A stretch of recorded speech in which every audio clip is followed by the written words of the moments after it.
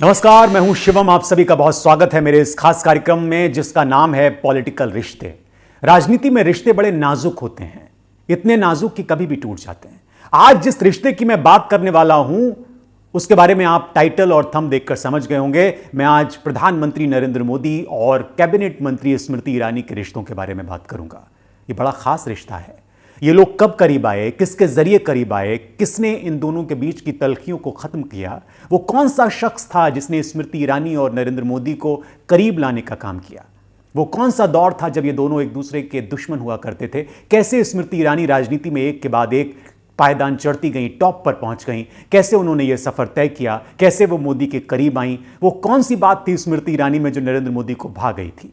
इस तरह के तमाम सवाल हैं, बहुत सारे सवाल आपके जहन में होंगे जिसका जवाब मैं देने की कोशिश करूंगा अपने इस कार्यक्रम में। कार्यक्रम खत्म होते होते मुझे उम्मीद है कि आपको वो सारे जवाब मिल जाएंगे। बहुत दिलचस्प घटनाएं हैं इस रिश्ते से जुड़ी हुई। दिसंबर 2004 का दूसरा हफ्ता था। अनुभवहीन नेता के अलावा एक टीवी स्टार जो भारतीय इतिहास में सबसे ज्यादा देखे जाने वाले टीवी शो की एक्ट्रेस भी थी, एक प्रमुख एक्ट्रेस भी थी, अभिनेत्री थी, तब उन्होंने गुजरात के सूरत में एक गहनों की दुकान का उद्घाटन किया था। इस गहने की दुकान का उद्घाटन करने के दौरान वहां मौजूद ज्यादातर जो रिपोर्टर थे वो एंटरटेनमेंट चैनलों के थे, मनोरंजन चैनलों के थे। उन्हें उम्मीद थी, रिपोर्टर्स को उम्मीद थी कि ईरानी उन्हें उनके सीरियल क्योंकि सास भी कभी बहू थी से जुड़ी कोई बाइट देंगी, स्कूप देंगी। रिपोर्टरों ने सुना था कि इसके अगले एपिसोड में ईरानी अपने मनमौजी बेटे पर बंदूक तानने वाली हैं, लेकिन उन्होंने जो कहा उसकी किसी को कल्पना भी नहीं थी, उम्मीद भी नहीं थी। क्या बयान था उनका? स्मृति ईरानी ने उस नरेंद्र मोदी पर करारा हमला बोला था जो तब गुजरात के मुख्यमंत्री हुआ करते थे और जिन्हें भारतीय जनता पार्टी के सबसे प्रबल नेताओं में से एक के तौर पर देखा जाता था उस दौरान। स्मृति ईरानी पिछले साल ही इस पार्टी का हिस्सा बनी थी, यानी यह बयान देने से पहले। बीजेपी 6 महीने पहले संसदीय चुनाव हारी थी, यानी 2004 का चुनाव।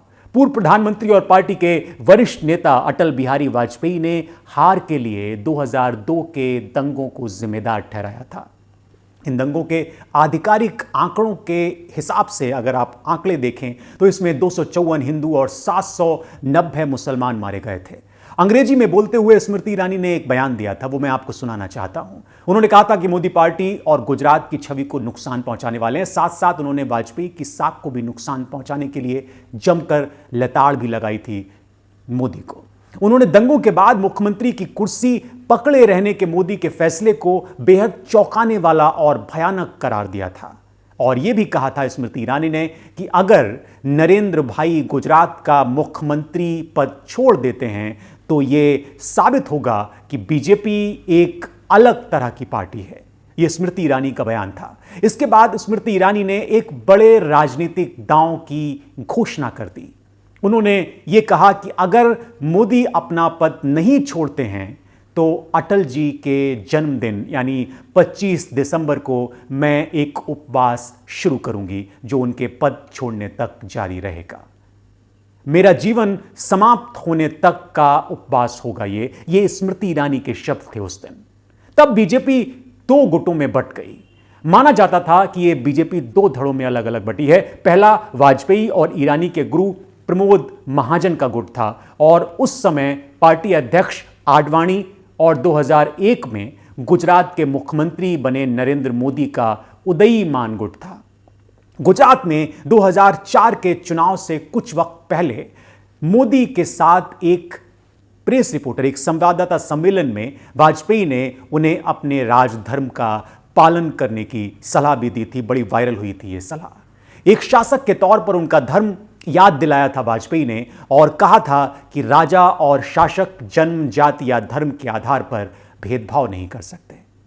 उन्होंने यह भी कहा था कि व्यापक तौर पर इस पर बात करनी चाहिए। व्यापक तौर पर इस टिप्पणी को मोदी प्रशासन के हिंसा को संभालने की आलोचना के तौर पर देखा जाना चाहिए था और देखा भी गया।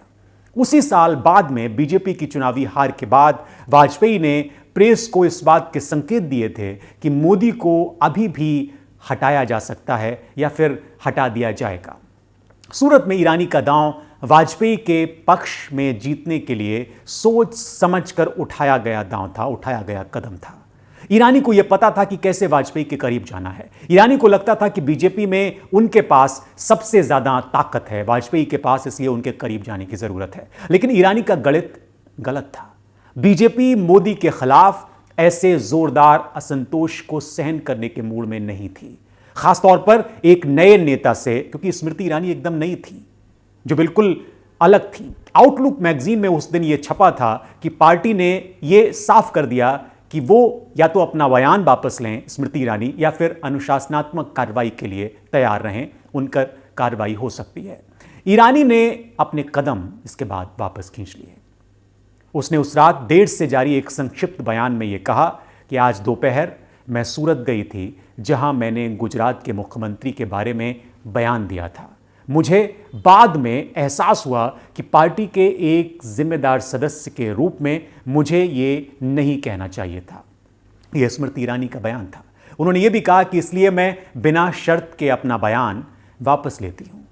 ईरानी ने उसी हफ्ते दिल्ली में आडवाणी से मिलने के लिए उड़ान भरी, उनसे वो मिलने पहुंची और उनसे माफी मांग ली। इस मामले में बड़ी चतुर थी ईरानी। आडवाणी ने 2 महीने बाद सबके सामने मोदी के साथ संघर्ष विराम करवा दिया स्मृति ईरानी का। 7 फरवरी 2005 की शाम को भारतीय सिनेमा में देशभक्ति पर एक डॉक्यूमेंट्री की स्क्रीनिंग के लिए कई बीजेपी सदस्य आडवाणी के घर जमा हुए थे। डॉक्यूमेंट्री उनकी बेटी ने बनाई थी, यानी आडवाणी की बेटी ने। यहां टीवी कैमरों के सामने ईरानी ने झुककर मोदी के पैर छुए थे। इसके बाद मोदी ने उनके सिर पर अपना हाथ रख दिया था और उन्हें गुजरात की बेटी कहा था और ये कहा था कि वो गुजरात आएं। पार्टी ने सार्वजनिक सुलह से पहले अहमदाबाद में मोदी और ईरानी की मुलाकात कराई।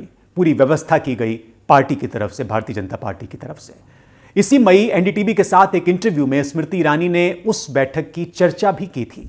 स्मृति ईरानी ने इस इंटरव्यू में कहा था कि बीजेपी के सितारे मोदी पार्टी से कह सकते थे कि लड़की ने जो किया उससे काफी कुछ पता चलता है, उसे बाहर का रास्ता दिखाया जाए। ईरानी ने यह भी कहा इस इंटरव्यू में कि मोदी ने उल्टे उनके साथ बैठना पसंद किया। उन्होंने पूछा, मुझे बताओ कि तुम इस निष्कर्ष तक कैसे पहुंची, कैसे उनको लगा कि यह सब हुआ। ईरानी ने मीडिया रिपोर्ट से खुद के प्रभावित होने की बात कही थी और कहा था कि वो मोदी से प्रभावित हैं। इस सुलह ने ईरानी को एक ऐसी गलती से बचा लिया जो उनका करियर तबाह कर सकती थी, उन्हें बर्बाद कर सकती थी। लेकिन वो सिर्फ बची ही नहीं, बल्कि आने वाले दशक में वो पार्टी के सबसे प्रमुख नेताओं में से एक बनने के लिए बीजेपी में पुरुष वर्चस्व वाले रैंक में तेजी से आगे बढ़ी।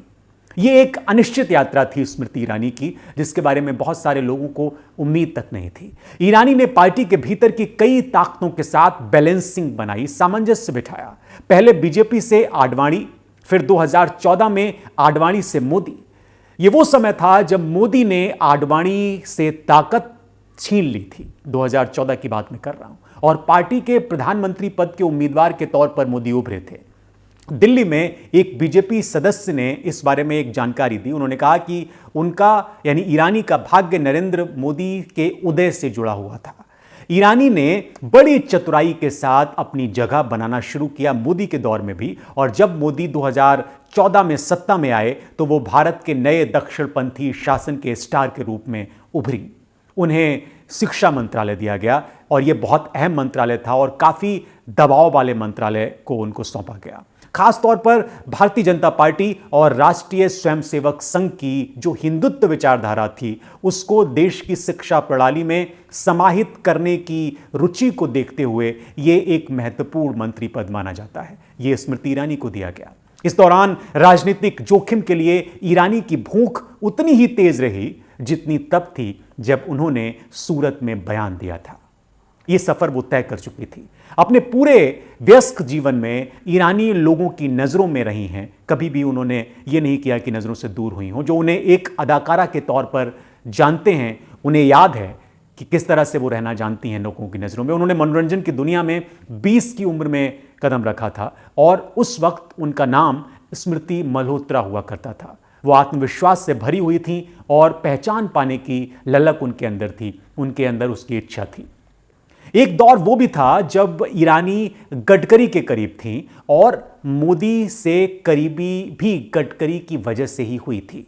2010 में गडकरी के भाजपा के राष्ट्रीय अध्यक्ष बनने के बाद यानी एक साल के भीतर ही ईरानी को अखिल भारतीय महिला मोर्चा का अध्यक्ष नियुक्त कर दिया गया। ये उनकी बड़ी कामयाबी थी। 2011 में जब गुजरात सरकार ने राज्यसभा में नामांकन के लिए नेताओं के चयन की तैयारी शुरू की तो गडकरी ने ईरानी की सिफारिश कर दी। मोदी के करीबी ये बताते हैं, करीबी पार्टी के सदस्य ये बताते हैं कि मोदी जो अभी भी गुजरात के मुख्यमंत्री थे, यानी उस दौर में भी उनको सीतारमण का नाम पसंद था, लेकिन आखिरकार गडकरी ने उनको मना लिया। गडकरी की बात मोदी ने सुनी। गुजरात से संसद सदस्य के रूप में ईरानी ने मोदी की ताकत के क्षेत्र में अपना काम करना शुरू किया, यानी जहां पर मोदी मजबूत थे। वो कई बार अहमदाबाद गई इस दौरान और स्थानीय नेताओं के साथ उनके ताल्लुकात बेहतर होने लगे। ईरानी के लगातार गुजरात दौरे और मोदी से बढ़ती नजदीकियों ने वैसी अफवाहों को जन्म दिया जिनका शिकार सिर्फ महिलाओं और खासकर तेजी से सफल हो रही महिलाओं को होना पड़ता है। वो अफवाहें भी खूब उड़ी। इन अफवाहों से ईरानी को बहुत फर्क नहीं पड़ा। ईरानी अपने रास्ते पर थी। वो पार्टी की प्रवक्ता बन गई इसके बाद और लगभग हर रात टीवी डिबेट में आकर उन्होंने भारतीय जनता पार्टी और खास तौर पर मोदी के खिलाफ आलोचनाओं का जमकर मुकाबला किया, जमकर जवाब दिया। 2014 आम चुनाव में भारतीय जनता पार्टी ने ईरानी को अमेठी के उम्मीदवार के रूप में चुना। ये उनके लिए एक बड़ा मौका था। इस चुनाव में वो नहीं जीत पाई, लेकिन 2019 में उन्होंने राहुल गांधी को यहां से हरा दिया। अब 2024 के चुनाव होने हैं और इस दौरान भी स्मृति ईरानी मोदी की सबसे पसंदीदा मंत्रियों में से एक बनी हुई हैं। अभी भी वो पसंदीदा मंत्री के तौर पर गिनी जाती हैं और अक्सर संसद में मोदी के खिलाफ उठने वाली हर आवाज पर विपक्ष को घेरती हुई नजर आती हैं। कुछ लोग तो ये भी कहते हैं कि स्मृति ईरानी मोदी की फिदायीन हैं, वो मोदी के खिलाफ एक लफ्ज नहीं सुन सकती। ये रिश्ता बेहद खास है। इस रिश्ते के अपने पहलू हैं। आज के पॉलिटिकल रिश्ते के इस कार्यक्रम में इतना ही। ये पहला कार्यक्रम था। आपको ये कार्यक्रम कैसा लगा जरूर बताइए, कमेंट करके लाइक, शेयर और सब्सक्राइब कीजिए। एक और नए रिश्ते के साथ मैं आपसे मिलूंगा। तब तक के लिए मुझे दीजिए इजाजत।